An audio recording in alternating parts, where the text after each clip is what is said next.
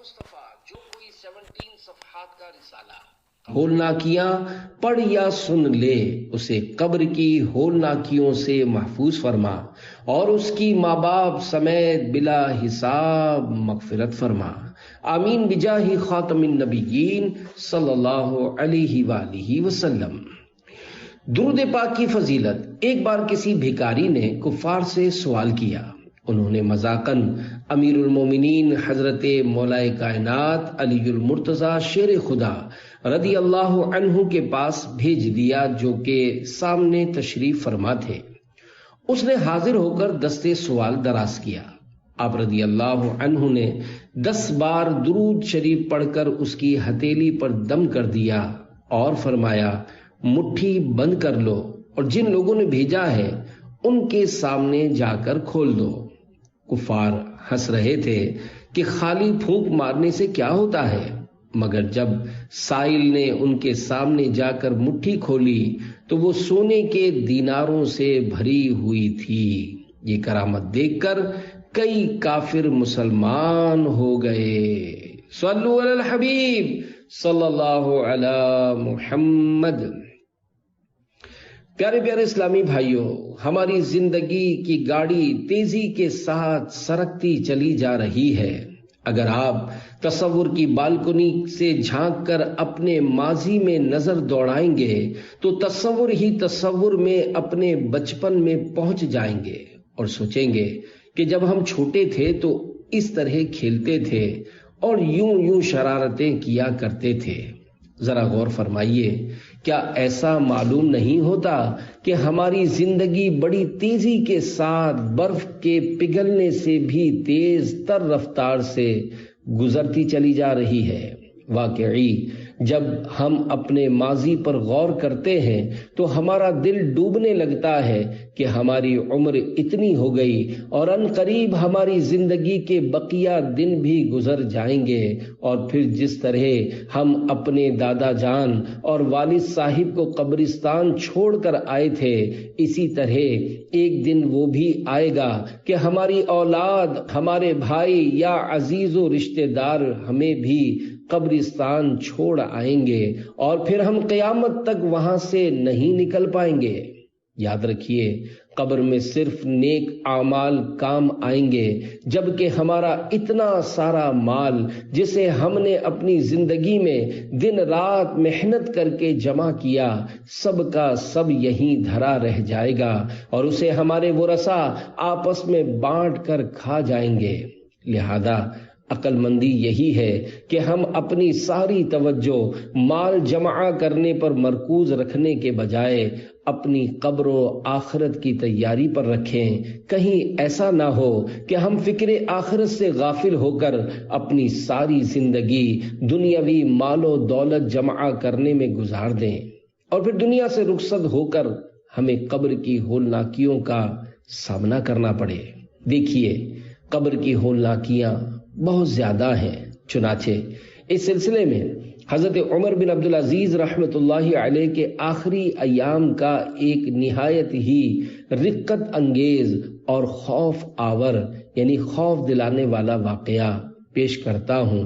اسے محض رسمی طور پر نہیں بلکہ دل کے کانوں سے سنیے اور قبر کی ہولناکیوں سے بچنے کا سامان کیجیے۔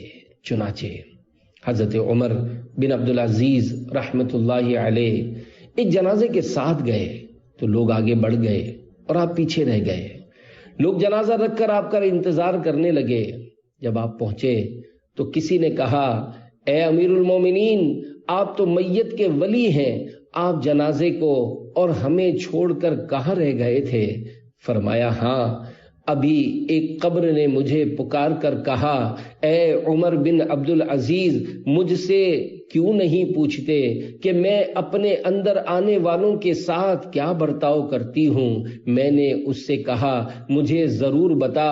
وہ کہنے لگی، میں اس کا کفن پھاڑ کر جسم کے ٹکڑے ٹکڑے کر ڈالتی ہوں، اس کا خون چوس کر گوشت کھا جاتی ہوں۔ کیا تم مجھ سے نہیں پوچھو گے کہ میں اس کے جوڑوں کے ساتھ کیا کرتی ہوں؟ میں نے کہا، ضرور بتا۔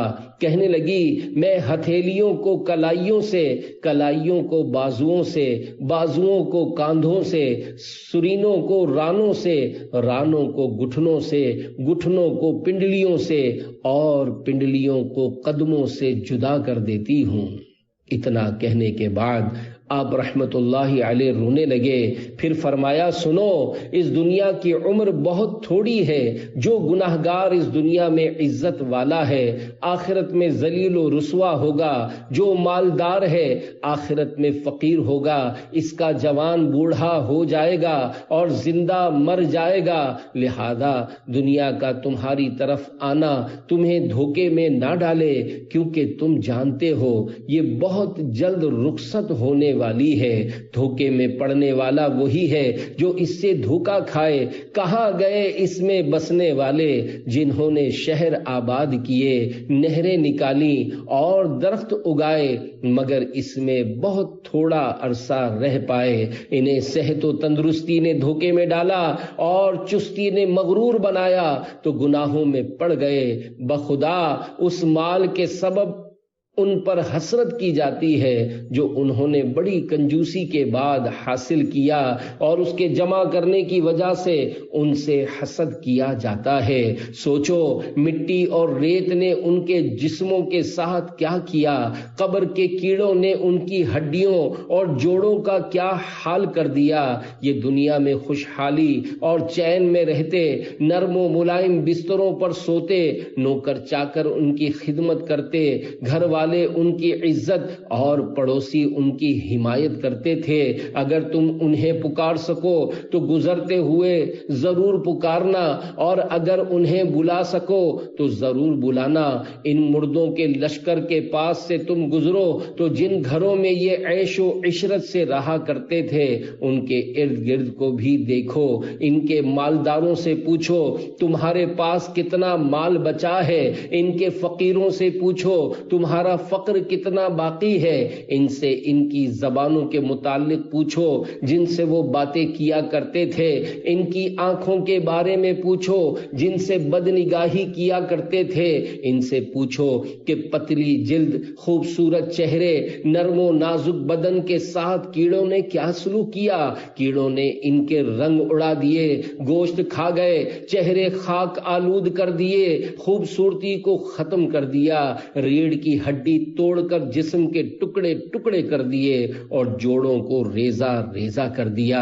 ان سے پوچھو تمہارے خیمے اور عورتیں کہاں گئیں، خدمتگار کہاں گئے، غلام کہاں گئے، جمع پونجی اور خزانے کہاں گئے۔ اللہ پاک کی قسم انہوں نے قبر کے لیے کچھ تیاری نہیں کی، کوئی سہارا بھی نہیں بنایا، نیکی کا پودا بھی نہیں لگایا، سکون قبر کے لیے کچھ نہیں بھیجا۔ کیا اب وہ تنہائی اور ویرانوں میں نہیں پڑے ہوئے؟ کیا اب ان کے لیے دن اور رات برابر نہیں؟ کیا اب وہ تاریکی میں نہیں ہیں؟ ہاں، اب ان کے اور ان کے عمل کے درمیان رکاوٹ کر دی گئی اور عزیز و اقربا سے ان کی جدائی ہو گئی ہے۔ کتنے ہی خوشحال مردوں اور عورتوں کی حالت بدل گئی، ان کے چہرے گل سڑ گئے، ان کے جسم گردنوں سے جدا ہو گئے، ان کے جوڑ الگ الگ ہو گئے، ان کی آنکھیں رخساروں پر بہہ پڑی، منہ خون اور پیپ سے بھر گئے، ان کے جسموں میں حشرات الارض یعنی کیڑے مکوڑے پھرنے لگے، اعضاء بکھر کر جدا ہو گئے۔ بخدا کچھ ہی عرصے میں ان کی ہڈیاں بوسیدہ ہو گئیں، باغات چھوٹ گئے، کشادگی کے بعد وہ تنگی میں جا پڑے، ان کی بیواؤں نے دوسرے نکاح کر لیے، اولاد گلیوں میں در بدر ہے، رشتہ داروں نے ان کے مکانات و میراث بانٹ لیے۔ خدا کی قسم ان میں کچھ خوش نصیب وہ ہیں جن کی قبروں میں وسعت، رونق اور تازگی ہے، اور وہ قبروں میں مزے لوٹ رہے ہیں۔ اے کل قبر کے مکین ہونے والے شخص، تجھے دنیا کی کس چیز نے دھوکے میں رکھا؟ کیا تو یہ سمجھتا ہے کہ ہمیشہ رہے گا، یا یہ دنیا تیرے لیے باقی رہے گی؟ تیرا وسیع گھر اور تیری جاری کردہ نہر کہاں گئی؟ تیرے پکے ہوئے پھل کہاں گئے؟ تیرے باریک کپڑے خوشبو اور دھونی کہاں ہیں؟ تیرے گرمی سردی کے کپڑے کیا ہوئے؟ کیا تو نے مرنے والے کو نہیں دیکھا کہ جب اسے موت آتی ہے تو وہ خود پر سے گھبراہٹ دور نہیں کر سکتا، پسینے سے شرابور رہتا ہے، پیاس سے بلبلاتا اور موت کی سختی و تکلیف سے پہلو بدلتا ہے۔ رب کی بارگاہ سے حکم آ گیا ہے، تقدیر کا اٹل فیصلہ ہو چکا ہے اور وہ امر آ چکا ہے جس سے تو نہیں بچ سکتا۔ پھر اپنے آپ سے کہنے لگے، افسوس صد افسوس، اے باپ بھائی اور بیٹے کی آنکھیں بند کر کے انہیں غسل دینے والے، اے میت کو کفن دینے اور اسے اٹھانے والے، اے قبر میں اکیلا چھوڑ کر لوٹ جانے والے، کاش تو جان لیتا کہ تو کھردری زمین پر کس حال میں ہوگا، کاش تو جان لیتا کہ تیرا کون سا گال پہلے سڑے گا۔ اے مہلکات میں پڑے رہنے والے، تو عنقریب مردوں میں جا بسے گا۔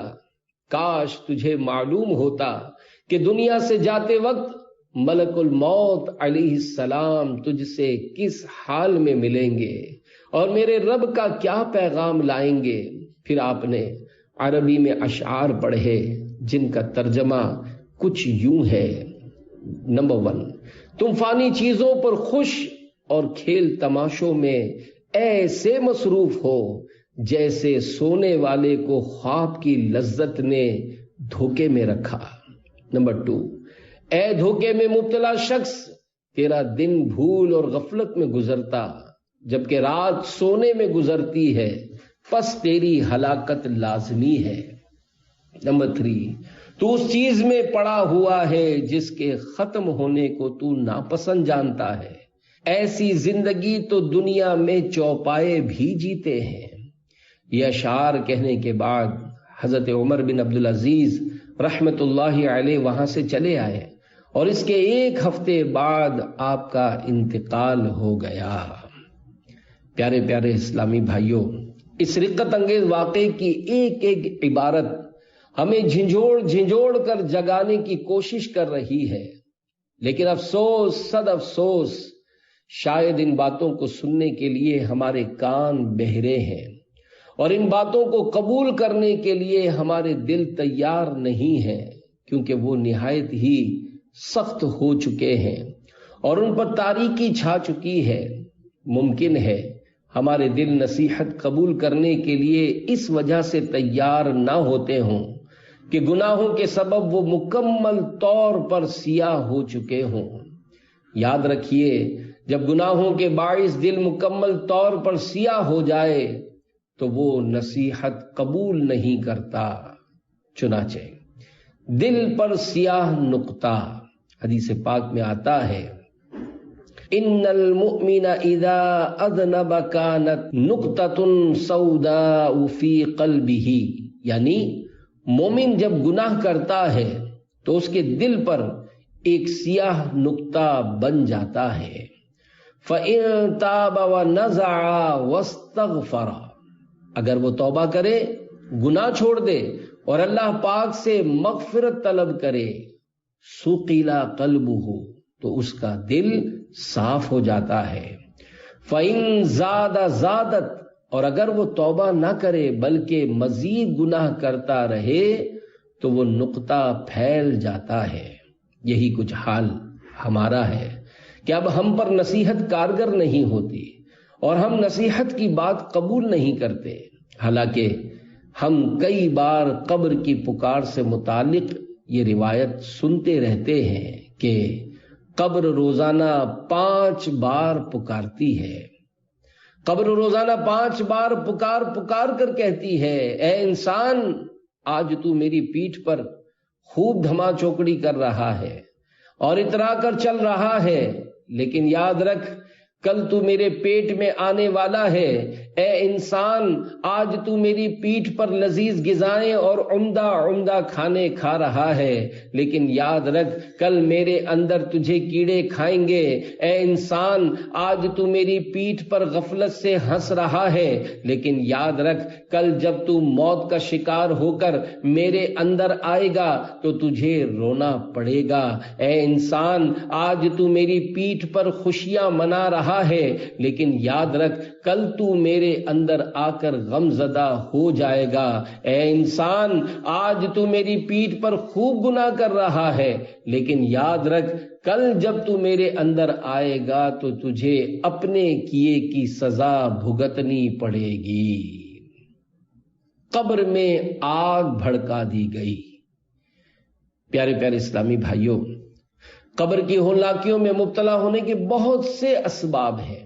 غیبت کرنے اور پیشاب کے چھینٹوں سے نہ بچنے کے سبب بھی بندہ قبر کی ہولناکیوں میں مبتلا ہوتا ہے۔ چنانچہ حضرت ابو امامہ رضی اللہ عنہ سے روایت ہے کہ نبی کریم صلی اللہ علیہ وآلہ وسلم نے بقیع غرقد تشریف لا کر 2 قبروں کے پاس کھڑے ہو کر ارشاد فرمایا، کیا تم نے فلاں اور فلانا کو یا فرمایا فلاں فلاں کو دفن کر دیا؟ صحابہ کرام علیہم رضوان نے عرض کی، جی ہاں یا رسول اللہ صلی اللہ علیہ وآلہ وسلم۔ ارشاد فرمایا، ابھی ابھی فلاں کو قبر میں بٹھا کر مارا گیا ہے۔ پھر فرمایا، اس ذات کی قسم جس کے قبضے قدرت میں میری جان ہے، اسے اتنا مارا گیا ہے کہ اس کا ہر عضو جدا ہو چکا ہے، اور اس کی قبر میں آگ بھڑکا دی گئی ہے، اور اس نے ایسی چیخ ماری ہے جسے سوائے جن و انسان کے تمام مخلوق نے سن لیا ہے۔ اور اگر تمہارے دلوں میں فساد نہ ہوتا اور تم زیادہ باتیں نہ کرتے تو تم بھی وہ سنتے جو میں سنتا ہوں۔ پھر فرمایا، اب دوسرے کو بھی مارا جا رہا ہے۔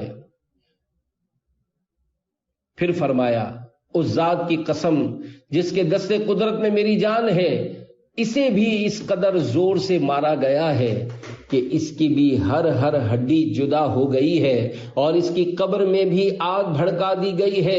اس نے بھی ایسی چیخ ماری ہے جسے جن و انسان کے علاوہ تمام مخلوق نے سن لیا ہے۔ اور اگر تمہارے دلوں میں فساد نہ ہوتا اور تم زیادہ کلام نہ کرتے تو تم بھی وہ سنتے جو میں سنتا ہوں۔ صحابہ کرام رضی اللہ عنہم نے عرض کی، یا رسول اللہ صلی اللہ علیہ وآلہ وسلم، ان دونوں کا گناہ کیا ہے؟ ارشاد فرمایا، پہلا پیشاب سے نہیں بچتا تھا، اور دوسرا لوگوں کا گوشت کھاتا یعنی غیبت کرتا تھا۔ مسلمانوں ڈر جاؤ۔ پیارے پیارے اسلامی بھائیوں، اس روایت میں غیبت کرنے اور پیشاب سے نہ بچنے والوں کے لیے عبرت کے بے شمار مدنی پھول ہیں۔ پیشاب کر کے جو لوگ پاکی حاصل نہ کر کے بدن اور کپڑے وغیرہ ناپاک کر لیتے ہیں، ان کو بھی ڈر جانا چاہیے۔ فرمان مصطفیٰ صلی اللہ علیہ وآلہ وسلم ہے، پیشاب سے بچو کہ عام طور پر عذاب قبر اسی کی وجہ سے ہوتا ہے۔ پیشاب سے نہ بچنے والے کی قبر سے پکار۔ دعوت اسلامی کے مکتبۃ المدینہ کی 413 صفحات پر مشتمل کتاب عیون الحکایات حصہ دوم صفحہ 187 پر ہے کہ حضرت عبداللہ ابن عمر رضی اللہ عنہما فرماتے ہیں، ایک مرتبہ دوران سفر میرا گزر زمانہ جاہلیت کے قبرستان سے ہوا۔ یکایک ایک مردہ قبر سے باہر نکلا، اس کی گردن میں آگ کی زنجیر بندھی ہوئی تھی۔ میرے پاس پانی کا ایک برتن تھا۔ جب اس نے مجھے دیکھا تو کہنے لگا، اے عبداللہ مجھے تھوڑا سا پانی پلا دو۔ میں نے دل میں کہا، اس نے میرا نام لے کر مجھے پکارا ہے، یا تو یہ مجھے جانتا ہے یا عربوں کے طریقے کے مطابق عبداللہ کہہ کر پکار رہا ہے۔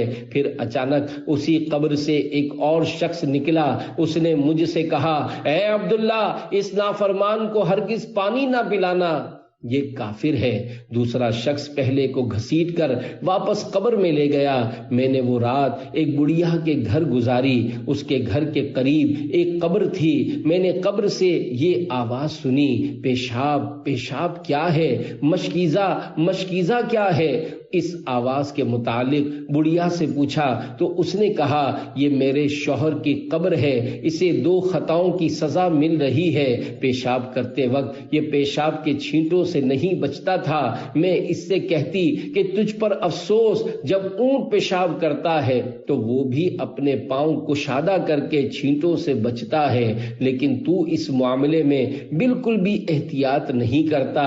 میرا شوہر میری ان باتوں پر کوئی توجہ نہ دیتا، پھر یہ مر گیا تو مرنے کے بعد سے آج تک اس کی قبر سے روزانہ اسی طرح کی آوازیں آتی ہیں۔ میں نے پوچھا، مشکیزہ مشکیزہ کیا ہے کی آواز آنے کا کیا مقصد ہے؟ بڑھیا نے کہا، ایک مرتبہ اس کے پاس ایک پیاسا شخص آیا، اس نے پانی مانگا تو اس نے اس کو پریشان کرنے کے لیے خالی مشکیزے کی طرف اشارہ کرتے ہوئے کہا، جاؤ اس مشکیزے سے پانی پی لو۔ وہ پیاسا بے تابانہ مشکیزے کی طرف لپکا، جب اٹھایا تو اسے خالی پایا۔ پیاس کی شدت سے وہ بے ہوش ہو کر گر گیا اور اس کی موت واقع ہو گئی۔ پھر جب سے میرا شوہر مرا ہے آج تک روزانہ اس کی قبر سے آواز آتی ہے، مشکیزہ مشکیزہ کیا ہے؟ حضرت عبداللہ بن عمر رضی اللہ عنہما فرماتے ہیں، میں نے رسول اللہ صلی اللہ علیہ وآلہ وسلم کی بارگاہ میں حاضر ہو کر سارا واقعہ عرض کیا تو سرکار عالی وقار مدینے کے تاجدار صلی اللہ علیہ وآلہ وسلم نے تنہا سفر کرنے سے منع فرما دیا۔ بے نمازی کی قبر میں 3 سزائیں۔ پیارے پیارے اسلامی بھائیوں، بے نمازی ہونا قبر کی ہولناکیوں میں مبتلا ہونے کا سبب ہے۔ چنانچہ میرے آقا مکی مدنی مصطفیٰ صلی اللہ علیہ وآلہ وسلم کا فرمان عبرت نشان ہے، جو نماز کو سستی کی وجہ سے چھوڑے گا اللہ پاک اسے قبر میں 3 طرح کی سزائیں دے گا۔ نمبر 1، اس کی قبر کو اتنا تنگ کر دیا جائے گا کہ اس کی پسلیاں ایک دوسرے میں پیوست ہو جائیں گی۔ نمبر 2، اس کی قبر میں آگ بھڑکا دی جائے گی، پھر وہ دن رات انگاروں پر لوٹ پوٹ ہوتا رہے گا۔ اور نمبر 3، قبر میں اس پر ایک اژدہا مسلط کر دیا جائے گا جس کا نام الشجاع الاقرع یعنی گنجا سانپ ہے۔ اس کی آنکھیں آگ کی ہوں گی جبکہ ناخن لوہے کے ہوں گے۔ ہر ناخن کی لمبائی 1 دن کی مسافت تک ہوگی۔ وہ میت سے کلام کرتے ہوئے کہے گا، میں الشجاع الاقرع یعنی گنجا سانپ ہوں۔ اس کی آواز کڑکدار بجلی کی سی ہوگی۔ وہ کہے گا، میرے رب نے مجھے حکم دیا ہے کہ نماز فجر ضائع کرنے پر طلوع آفتاب کے بعد تک مارتا رہوں، اور نماز ظہر ضائع کرنے پر عصر تک مارتا رہوں، اور نماز عصر ضائع کرنے پر مغرب تک مارتا رہوں، اور نماز مغرب ضائع کرنے پر عشاء تک مارتا رہوں، اور نماز عشاء ضائع کرنے پر فجر تک مارتا رہوں۔ جب بھی وہ اسے مارے گا تو وہ 70 ہاتھ تک زمین میں دھنس جائے گا اور وہ قیامت تک اس عذاب میں مبتلا رہے گا۔ متعدد محدثین نے اس روایت کی اسناد پر جرح فرمائی ہے، تاہم کئی علماء نے واعظ و نصیحت کی کتابوں میں اسے شامل بھی کیا ہے۔ اے بے نمازیوں، یاد رکھو، اگر آج نمازیں نہ پڑھیں تو قبر کی ہولناکیوں میں مبتلا ہونا پڑے گا۔ خدا کی قسم، قبر میں گنجے سانپ کا ڈسنا ہرگز برداشت نہ ہو سکے گا۔ اور پھر یہی نہیں، بے نمازیوں کو دیگر عذابات بھی دیے جائیں گے۔ لہذا ابھی سے سچی توبہ کر لیجئے اور اپنا یہ ذہن بنائیے کہ اب ہم پابندی سے 5 نمازیں با جماعت ادا کریں گے، اور آج کے بعد ہماری کوئی نماز قضا نہ ہوگی۔ پیارے پیارے اسلامی بھائیوں، اللہ پاک کے ذکر سے اعراض کرنا بھی قبر کی تنگی اور اس کی ہولناکیوں میں مبتلا ہونے کا سبب ہے، اور بروز قیامت اللہ پاک ایسوں کو اندھا اٹھائے گا، جیسا کہ پارہ 16 سورہ طٰہٰ کی آیت نمبر 124 میں اللہ پاک ارشاد فرماتا ہے، وَمَنْ أَعْرَضَ عَنْ ذِكْرِي فَإِنَّ لَهُ مَعِيشَةً ضَنكًا وَنَحْشُرُهُ يَوْمَ الْقِيَامَةِ أَعْمَى۔ ترجمہ کنز الایمان، اور جس نے میری یاد سے منہ پھیرا تو بے شک اس کے لیے تنگ زندگانی ہے، اور ہم اسے قیامت کے دن اندھا اٹھائیں گے۔ تنگ زندگانی کی وضاحت تفسیر خزائن العرفان میں کچھ اس طرح ہے، دنیا میں یا قبر میں یا آخرت میں یا دین میں یا ان سب میں دنیا کی تنگ زندگانی یہ ہے کہ ہدایت کا اتباع نہ کرنے سے عمل بد اور حرام میں مبتلا ہو، یا قناعت سے محروم ہو کر گرفتار حرص ہو جائے، اور کثرت مال و اسباب سے بھی اس کو فراخ خاطر اور سکون قلب میسر نہ ہو، دل ہر چیز کی طلب میں آوارہ ہو، اور حرص کے غموں سے کہ یہ نہیں وہ نہیں، حال تاریک اور وقت خراب رہے، اور مومن متوکل کی طرح اس کو سکون و فراغ حاصل ہی نہ ہو، جس کو حیات طیبہ کہتے ہیں۔ اور قبر کی تنگ زندگانی یہ ہے کہ حدیث شریف میں وارد ہوا کہ کافر پر 99 اژدہے اس کی قبر میں مسلط کیے جاتے ہیں۔ شان نزول، حضرت ابن عباس رضی اللہ عنہما نے فرمایا، یہ آیت اسود بن عبد العزا مخزومی کے حق میں نازل ہوئی، اور قبر کی زندگانی سے مراد قبر کا اس سختی سے دبانا ہے جس سے ایک طرف کی پسلیاں دوسری طرف آ جاتی ہیں، اور آخرت میں تنگ زندگانی جہنم کے عذاب میں جہاں زقوم یعنی تھوہڑ اور کھولتا پانی اور جہنمیوں کے خون اور ان کے پیپ کھانے پینے کو دی جائے گی، اور دین میں تنگ زندگانی یہ ہے کہ نیکی کی راہیں تنگ ہو جائیں اور آدمی کسب حرام میں مبتلا ہو۔ حضرت ابن عباس رضی اللہ عنہما نے فرمایا کہ بندے کو تھوڑا ملے یا بہت، اگر خوف خدا نہیں تو اس میں کچھ بھلائی نہیں، اور یہ تنگ زندگانی ہے۔ پیارے پیارے اسلامی بھائیوں، قبر کی ہولناکیوں میں ہمارے لیے بہت عبرت کا سامان ہے، لیکن شیطان ہم پر مسلط ہو گیا ہے، اور اس نے اس قدر ہمارے دلوں اور ہماری عقلوں پر قبضہ جما لیا ہے کہ آج ہم گناہوں سے دوری اختیار کر کے پیارے آقا صلی اللہ علیہ وآلہ وسلم کی پیاری پیاری سنتیں اپنانے کے لیے تیار نہیں۔ آج ہمیں سنتیں سیکھنے کے لیے دعوت اسلامی کے سنتوں بھرے اجتماعات میں شرکت اور مدنی قافلوں میں سفر کی دعوت دی جاتی ہے تو ہم تیار نہیں ہوتے۔ یاد رکھیے، شیطان بڑا ہوشیار، مکار اور دغا باز ہے۔ وہ یہ نہیں چاہتا کہ ہم دعوت اسلامی کے دینی ماحول سے وابستہ ہوں، مدنی قافلوں میں سفر اور ہفتہ وار سنتوں بھرے اجتماعات میں شرکت کریں، کیونکہ وہ جانتا ہے کہ اگر یہ دعوت اسلامی کے دینی ماحول سے وابستہ ہو گئے، مدنی قافلوں میں سفر کرنے لگے اور ہفتہ وار سنتوں بھرے اجتماعات میں پابندی سے حاضر ہونے لگے، تو کہیں ایسا نہ ہو کہ پکے نمازی بن جائیں، کہیں ایسا نہ ہو کہ یہ سینما گھروں اور ڈرامہ گاہوں سے اپنا رشتہ توڑ کر مساجد سے اپنا رشتہ جوڑ لیں، کہیں ایسا نہ ہو جو داڑیاں منڈاتے، رات دن گالیاں بکتے، گانے گنگناتے اور فلمیں ڈرامے دیکھتے ہیں نیک بن جائیں، اللہ اللہ کرنے لگیں اور اپنے چہرے پر پیارے آقا صلی اللہ علیہ وآلہ وسلم کی سنت داڑھی شریف سجا لیں۔ یہی وجہ ہے کہ مبلغین کے بار بار دعوت دینے کے باوجود شیطان ہمیں دعوت اسلامی کے ہفتہ وار سنتوں بھرے اجتماعات میں شرکت نہیں کرنے دیتا۔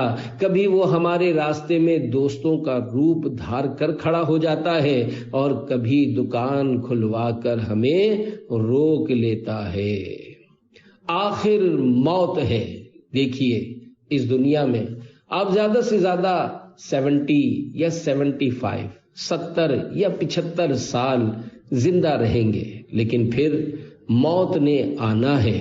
پہلے بڑی بوڑھیاں دعا دیتے ہوئے کہتی تھیں کہ اللہ پاک تجھے 125 سال کا کرے، تو اگر کوئی 125 سال بھی جی گیا بالآخر اسے مرنا ہی پڑے گا، اور وہ جینا بھی ایسا ہوگا کہ شاید موت مانگنی پڑے، کیونکہ بسا اوقات بڑھاپے کی زندگی محتاجی میں گزرتی ہے، بندہ بستر پر پڑا ہوتا ہے اور پیشاب وغیرہ سب کچھ بستر میں ہو رہا ہوتا ہے، اور بندہ نہ اٹھ سکتا ہے اور نہ ہی کروٹ لے سکتا ہے، جس کے باعث بستر پر پڑے پڑے بدن میں چھالے اور زخم پڑ جاتے ہیں۔ یاد رہے 125 سال دل بہلانے کے لیے ہے، ورنہ روئے زمین پر 125 سال عمر پانے والے شاید چند 100 یا چند ہزار لوگ ہوں گے۔ آج صورتحال یہ ہے کہ موت دندناتی پھر رہی ہے۔ آپ اپنے محلے والوں پر ہی نظر دوڑا لیجئے، پتہ چل جائے گا کہ بوڑھے اور بوڑھیاں کتنی ہیں۔ آئے دن اسکوٹروں، کاروں وغیرہ کے حادثات اور پھر آپس کے جھگڑے ہوتے ہیں، تو اس طرح آج کل موت آسان ہو چکی ہے۔ روزانہ کی بنیاد پر مسلمانوں کا آپس میں لڑنا جھگڑنا ان کے گناہوں کی سزا ہے، ورنہ پہلے مسلمان ایک دوسرے کے محافظ تھے۔ مہاجرین اور انصار کی مثال آپ کے سامنے ہے کہ اپنا آدھا آدھا سامان انصار نے مہاجرین کو دے دیا، جبکہ آج مسلمان ایک دوسرے کو برداشت کرنے کے لیے تیار نہیں۔ یہ سب اس لیے بھگتنا پڑ رہا ہے کہ مسلمانوں نے اللہ پاک کے احکامات کو توڑا اور پیارے آقا صلی اللہ علیہ وآلہ وسلم کی سنتوں سے منہ موڑا ہے۔ یہاں یہ یاد رہے، دنیاوی مشکلات اور پریشانیوں کی وجہ سے موت کی دعا کرنا ناجائز و منع ہے۔ زندگی کا مقصد یاد رکھیے، اللہ پاک کی بارگاہ میں عزت و فضیلت کا مدار نسب نہیں بلکہ پرہیزگاری ہے، جیسا کہ پارہ 26 سورہ حجرات کی آیت نمبر 13 میں ارشاد ہوتا ہے، ان اکرمکم عند اللہ اتقاکم۔ ترجمہ کنز الایمان، بے شک اللہ کے یہاں تم میں زیادہ عزت والا وہ جو تم میں زیادہ پرہیزگار ہے۔ لہذا کسی رئیس، صدر اور وزیر کے گھر میں پیدا ہو جانا سعادت مندی نہیں، بلکہ یہ دنیا دار العمل اور کھلا میدان ہے، جسے ہر ایک نے اپنے اپنے طور پر طے کرنا ہے، اور جو نیکیوں میں جتنا مضبوط ہوگا اور جتنی زیادہ دوڑ لگائے گا وہ آگے نکلتا چلا جائے گا۔ یاد رکھیے، زندگی کا مقصد بڑی بڑی ڈگریاں حاصل کرنا، کھانا پینا اور مزے اڑانا نہیں ہے۔ اللہ پاک نے آخر ہمیں زندگی کیوں مرحمت فرمائی ہے؟ آئیے قرآن پاک کی خدمت میں عرض کریں کہ اے اللہ پاک کی سچی کتاب، تو ہی ہماری رہنمائی فرما کہ ہمارے جینے اور مرنے کا مقصد کیا ہے۔ قرآن عظیم سے جواب مل رہا ہے، الذی خلق الموت والحیات لیبلوکم ایکم احسن عملا، پارہ 29 سورۃ الملک آیت نمبر 2، ترجمہ کنز الایمان، وہ جس نے موت اور زندگی پیدا کی کہ تمہاری جانچ ہو تم میں کس کا کام زیادہ اچھا ہے۔ اس آیت مبارکہ کے تحت تفسیر خزائن العرفان میں ہے، یعنی اس موت و زندگی کو اس لیے پیدا کیا گیا تاکہ آزمایا جائے کہ اس دنیا کی زندگی میں کون زیادہ مطیع یعنی فرما بردار و مخلص ہے۔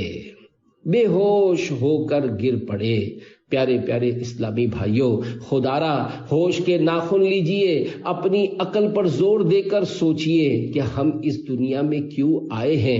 آج ہم اپنی آخرت کے بارے میں غور و فکر نہیں کرتے، اور اگر کوئی ہمارے سامنے فکر آخرت سے متعلق قرآن پاک کی آیات مبارکہ پڑھے یا احادیث مبارکہ بیان کرے تو ہم پر خوف خدا طاری نہیں ہوتا، جبکہ ہمارے اسلاف یعنی بزرگان دین فکر آخرت سے متعلق آیات مبارکہ سن کر بے ہوش ہو جاتے یا پھر اس دنیا فانی سے رخصت ہو جایا کرتے تھے۔